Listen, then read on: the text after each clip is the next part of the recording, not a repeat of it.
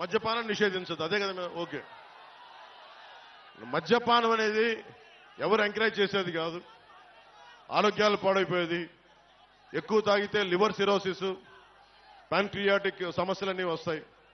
అది 5 సంవత్సరాలు దశాబ్దం పిచ్చి పిచ్చిగా తాగితే వచ్చే లివర్ సిరోసిస్.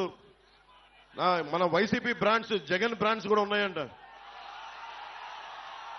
పొద్దున్నే పేపర్లో కూడా చూసా, పవర్ స్టార్ బ్రాండ్ కూడా ఉందంట.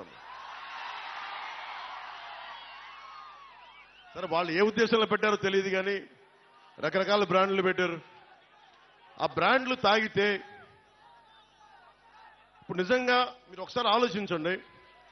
వైసీపీ నాయకుడు మద్యాన్ని నిషేధిస్తానని చెప్పి అధికారంలోకి వచ్చిన వ్యక్తి, ఈ రోజున అతను దాదాపు ప్రభుత్వాలకు తెలియజేయకుండా, స్టేట్ ఎక్స్చెక్కర్కి తెలియకుండా 40,000 కోట్ల రూపాయలు ఆదాయాన్ని వెనకేసుకొచ్చాడు.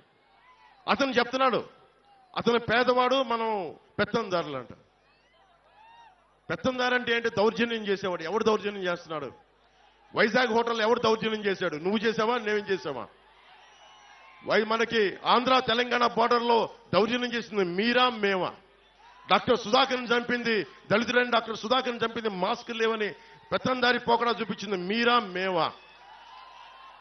అనంతబాబు అనే ఒక ఎమ్మెల్సీ డ్రైవర్ని చంపేసి, దళితుడిని, ఒక దళిత డ్రైవర్ని చంపేసి డోర్ డెలివరీ చేస్తే అతనికి ఘన స్వాగతం పలుకుతున్నారు. పెత్తందారి పోకడా మీ వైసీపీదా మాదా? ఏం మాట్లాడుతున్నారు? ఒకసారి ఆలోచించండి. అని